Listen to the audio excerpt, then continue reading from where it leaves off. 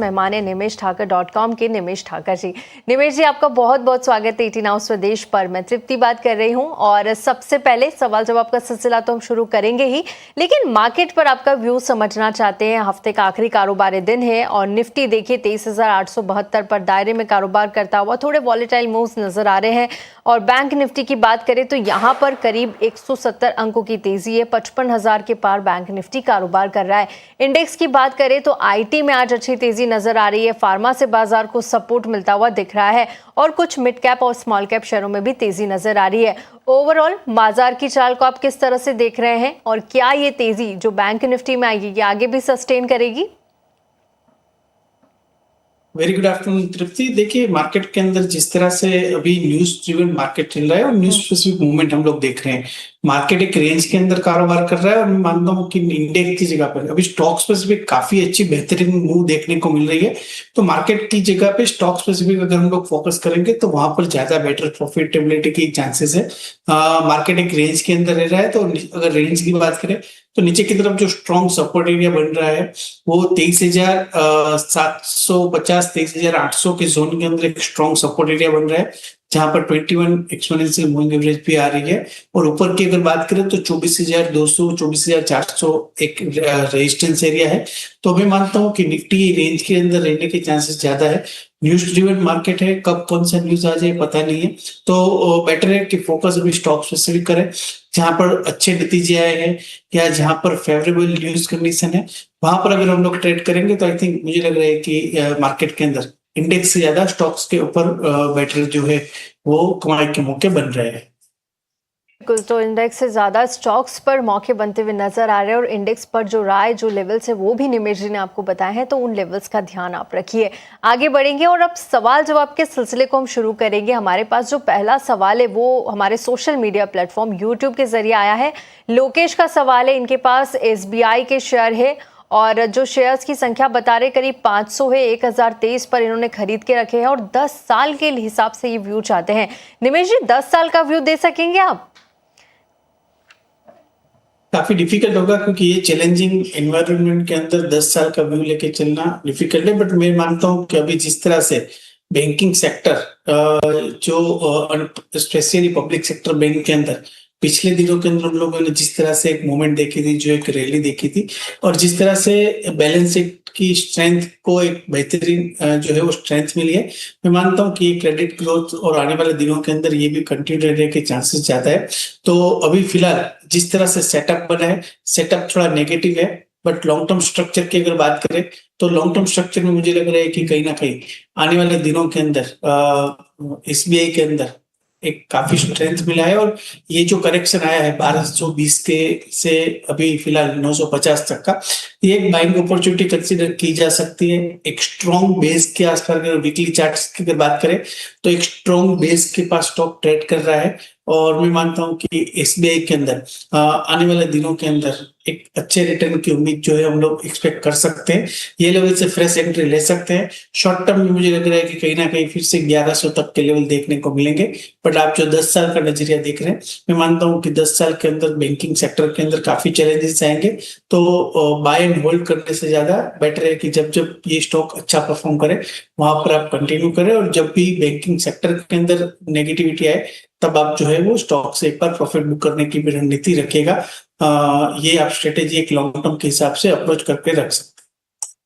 ठीक, तो SBI पे काफ़ी सारी चीज़ें निमेश जी ने बता दी है और जिन लोगों को फ्रेश बाइंग करनी है तो ये एक अच्छा सपोर्ट बनता हुआ यहाँ पर नज़र आ रहा है। यहाँ पर आपके लिए बहुत सारी अपॉर्चुनिटीज़ SBI में बनती हुई लेवल्स और स्टॉप लॉस भी आपको बता दिए गए हैं। आगे बढ़ेंगे और अगले लाइव कॉलर को शामिल करेंगे। इस वक्त हमारे साथ जयप्रकाश वर्मा जुड़ चुके हैं। जयप्रकाश जी, गुड आफ्टरनून, बहुत बहुत स्वागत है 18 आवर्स स्वदेश पर। क्या सवाल है आपका? मैडम, मेरे पास RBNL का 227 शेयर है। ओके। और 329 के भाव से मैं खरीदा हूँ। ठीक है। तो मैडम, मेरा एक सवाल है इसमें, क्या इसको मैं एवरेज कर सकता हूँ? 1 साल की बॉटम में है अभी ये। ठीक है आपको या इंतजार करूँ? ठीक है जयप्रकाश जी, आपको अभी इस पर राय मिल जाएगी। हमारे एक्सपर्ट ने आपका सवाल सुन ही लिया है। निमेश जी, RBNL के 227 शेयर 329 पे इन्होंने खरीदा है और इन लेवल्स पर 18,000 से ज़्यादा का नुकसान हो रहा है। आरबीएनएल आज 248 पे कारोबार कर रहा है 1.5% की गिरावट के साथ। क्या इन लेवल्स पर एवरेज करने की सलाह देंगे आप? आपने इनका सवाल भी सुना होगा, तो क्या सलाह देंगे आप? देखिए, मैं मानता हूं कि आरबीएनएल के अंदर जिस तरह से पिछले क्वार्टर के रिजल्ट आए थे, रिजल्ट मार्केट के एक्सपेक्टेशन से वीक आए थे और स्टॉक के अंदर हम लोग वीक वाली देख रहे हैं। अब जिस तरह से चार्ट सेटअप बना है, इससे पहले भी हम लोगों ने 250 के आसपास स्टॉक का एक बॉटम बनते हुए देखा था और 310 का एक रैली जो है वो स्टॉक के अंदर आया था। अब यहाँ से ऐसी प्रोबेबिलिटी बन सकती है कि फिर से ये लेवल से स्टॉक के अंदर ट्रेंड रिवर्सल मिले, बट अभी हम लोगों को कंफर्म नहीं हुआ है कि ट्रेंड रिवर्सल आएगा कि नहीं आएगा। तो अब यहाँ से दो स्ट्रेटेजी कर सकते हैं। अभी थोड़ा वेट एंड वॉच कीजिए, अगर ट्रेंड रिवर्सल कंफर्म करता है तो आप यहाँ से एवरेज का प्लान कर सकते हैं। सेकंड थिंग, अगर यहाँ से सपोर्ट जो नहीं लेता है और स्टॉक के अंदर फर्दर गिरावट आती है, तो आप जो एवरेज का प्लान कर रहे हैं वो थोड़ा होल्ड कीजिए और जब तक ये स्टॉक के अंदर कोई ट्रेंड रिवर्सल नहीं मिलता है तब तक एवरेज मत कीजिए। तो अभी फिलहाल मेरी राय ये है कि अभी आप थोड़ा वेट एंड वॉच कीजिए और ये 100 के ऊपर बने रहिए। जब भी ये स्टॉक के अंदर ट्रेंड रिवर्सल बनता है, एट दैट टाइम आप एवरेज करने की राय है। बट फिलहाल चार्ट सेटअप ऐसा स्ट्रॉन्ग नहीं है और ट्रेंड रिवर्सल का हम लोगों को कोई कंफर्मेशन भी नहीं मिला है, तो मैं आपको ये लेवल से एवरेज करने की राय नहीं देता हूँ। फिलहाल अभी आप थोड़ा वेट एंड वॉच कीजिए। ठीक है, ये सलाह आरबीएनएल पर मिलती हुई। आगे बढ़ेंगे, हमारे साथ इस वक्त विक्रम यादव जुड़ चुके हैं। विक्रम जी, बहुत बहुत स्वागत है स्वदेश पर आपका। सबसे पहले बताइए, कहाँ से बात कर रहे हैं आप? मैं न्यू गुरुग्राम से बात कर रहा हूँ मैम। जी जी, क्या बहुत बहुत स्वागत है। किस तरह के हालात है? अभी बारिश आती हुई नजर आ रही है? रात में बारिश हुई थी, 36 डिग्री आ गया 45 से टेम्परेचर में। जी जी, ठीक है विक्रम जी, सवाल बताइए अपना। मेरा मेदांता पे सवाल है। मेदांता मैंने 100 शेयर खरीदे थे 3 महीने पहले 1244 रुपए पे। ओके, वेदांता के कितने शेयर आपके पास? 100 शेयर है। और किन प्राइस पे आपने खरीदे थे? 1244 में। 1244, ओके। yeah. और क्या सलाह चाहते हैं वेदांता पर?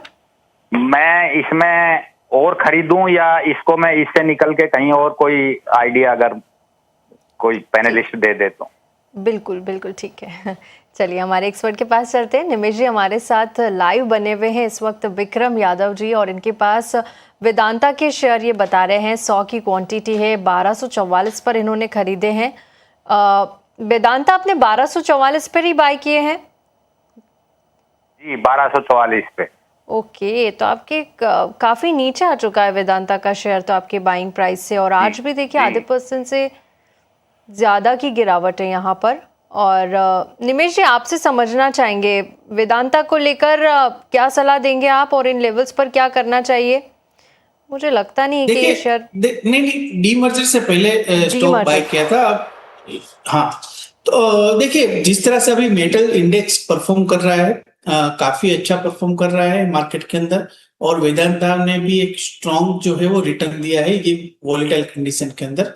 मुझे नहीं लगता कि अभी आपको थोड़ी जल्दबाजी करनी चाहिए, क्योंकि वेदांता के अंदर आपको अच्छा डिविडेंड भी मिल रहा है और जिस तरह से डीमर्जर होके दूसरी कंपनी भी आपको आएगी, तो अभी फिलहाल मेरी राय ये है कि अभी आपको होल्ड करना चाहिए। थोड़ा होल्ड कीजिए, क्योंकि जो परफॉर्मिंग है, जो आउट परफॉर्म कर रहा है, कंसिस्टेंसी है, वहां पर आपको प्रॉफिट बुक करने की जल्दबाजी नहीं करनी चाहिए।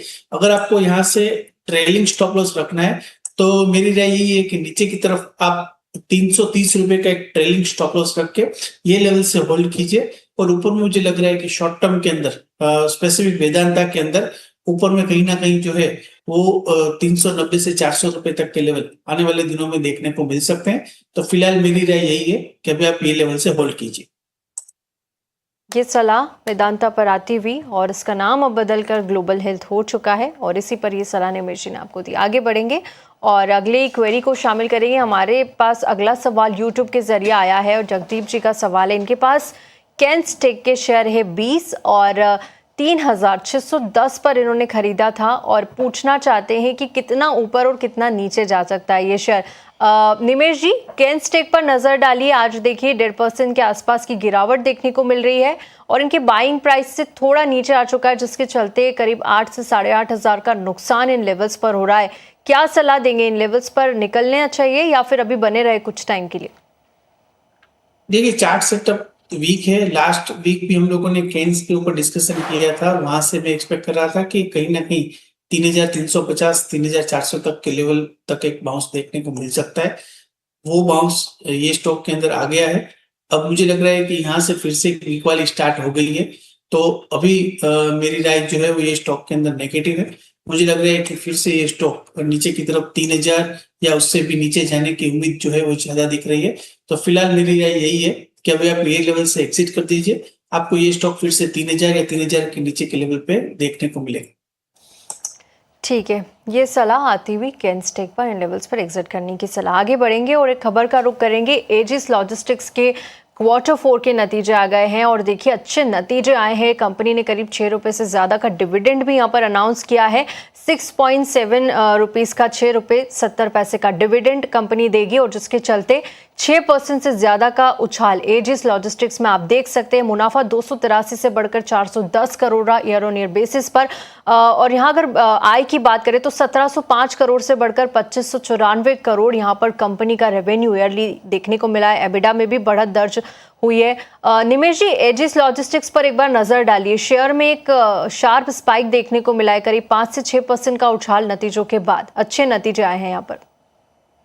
यस तृप्ति, नतीजे अच्छे आए हैं और स्टॉक के अंदर जिस तरह से सेटअप बना है, एक ब्रेकआउट मिला है विथ वॉल्यूम के साथ।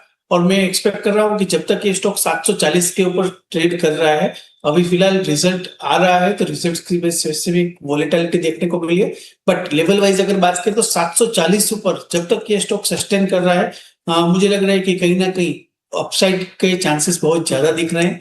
और ऊपर में मैं एक्सपेक्ट कर रहा हूँ कि कहीं ना कहीं 825 से 840 तक की रेंज देखने को मिल सकती है। तो काफी स्ट्रॉन्ग रिजल्ट आया है, चार्ट सेटअप भी अच्छा लग रहा है, विथ वॉल्यूम एक ब्रेकआउट देखने को मिला है। बट थोड़ा वेट एंड वॉच करते हैं और 740 के ऊपर अगर सस्टेन होता है तो मैं मानता हूँ कि एजिस लॉजिस्टिक के अंदर बाय करके चलना चाहिए और ऊपर में 825 840 तक के लेवल देखने को मिलेगा। ठीक है, ये सलाह एजिस लॉजिस्टिक्स पर आती हुई। आगे बढ़ेंगे और इस वक्त हमारे साथ जगन दास जुड़ चुके हैं। जगन दास जी, बहुत बहुत स्वागत है आपका स्वदेश पर। क्या सवाल है आपका? हाँ जी मैडम। जी, सवाल पूछिए अपना। मैडम मेरे पास जो है शेयर है बजाज फाइनेंस की है, हाउसिंग फाइनेंस। 400 क्वांटिटी है मेरी, बाइंग है 123 रुपए समथिंग पैसे की। इसको अभी होल्ड करना है या निकलना है, इसमें से प्रॉफिट लॉस बुक करके निकल जाना है? ठीक है जगन्दास जी, आपको अभी इसका जवाब मिल जाएगा। सही जगह आए आप। और निमेश जी, हमारे साथ जगन्दास जी लाइव बने हुए हैं। बजाज हाउसिंग फाइनेंस के 400 शेयर 123 पर खरीदे थे, आज 85 रुपए पे कारोबार कर रहा है। आधे % से ज्यादा की गिरावट है और इन लेवल्स पर 15,000 का नुकसान ये झेल रहे हैं। पूछना चाहते हैं कि क्या लॉस बुक करके यहाँ से एग्जिट ले लेना चाहिए? अब आगे के चार्ट्स तो आप ही बता पाएंगे, किस तरह का नजर आ रहा है बजाज हाउसिंग फाइनेंस? देखिए, बजाज हाउसिंग फाइनेंस के अंदर कंटिन्यूस हम लोगों ने वीक वाली देखने को मिली है और स्टॉक के अंदर कहीं भी अगर देखें तो एक स्ट्रॉन्ग ट्रेंड रिवर्सल का सिग्नल नहीं मिला है। हालांकि स्टॉक एक ओवरसोल्ड टेरिटरी के अंदर है और मैं मानता हूं कि आरबीआई की पॉलिसी के बाद स्टॉक के अंदर कहीं ना कहीं कुछ ट्रेंड रिवर्सल के सिग्नल मिल सकते हैं, ऐसे चांसेस ज्यादा है। अभी लेवल वाइज अगर देखें तो मुझे लग रहा है कि कहीं ना कहीं 88 to 90 एक रेजिस्टेंस एरिया है। अगर 88 to 90 के ऊपर ये स्टॉक निकल जाता है तो यहाँ से उम्मीद ऐसी बन रही है कि स्टॉक फिर से ऊपर में 103 105 तक के लेवल देखने को मिल सकते हैं। तो फिलहाल ये एक ओवरसोल्ड, वीकली चार्ट्स के ऊपर भी ओवरसोल्ड टेरिटरी के अंदर ट्रेड कर रहा है। तो राय मेरी यही है कि आपने इतने टाइम से होल्ड किया है, थोड़ा और होल्ड कर लीजिए। और यहाँ से अगर आरबीआई की पॉलिसी के बाद स्टॉक के अंदर ट्रेंड रिवर्सल मिलता है तो आपको यहाँ से बेटर रिटर्न देखने को मिलेंगे, यानी बेटर प्राइस भी मिल सकते हैं। तो 100 रुपए के लेवल के आसपास आता है तो वहां पर आप आगे की रणनीति रिव्यू करवा लीजिएगा। बट फिलहाल मुझे लग रहा है कि कहीं ना कहीं आरबीआई की पॉलिसी के बाद स्टॉक के अंदर थोड़ा बहुत जो है वो अपसाइड देखने को मिल सकता है। तो अभी मैं आपको होल्ड की राय देता हूँ, 97 to 100 के लेवल के आसपास आए, वहां पर आगे की रणनीति रिव्यू करवा लीजिएगा। बिल्कुल ठीक। तो फिलहाल इन लेवल्स पर होल्ड करके चलिए। 97 के आसपास आता है तो वहां से एक बार आपको फिर से रिव्यू करना होगा। और आगे आरबीआई की जो पॉलिसी है उस पर काफी कुछ डिपेंडेंट बता रहे निमेश जी आते हुए, उसके बाद ही कोई राय बजाज हाउसिंग फाइनेंस पर। चलिए इसी के साथ यहाँ पर रुकेंगे एक छोटे से ब्रेक के लिए। ब्रेक के बाद जल्द लौटेंगे, लेकिन तब तक आप अपने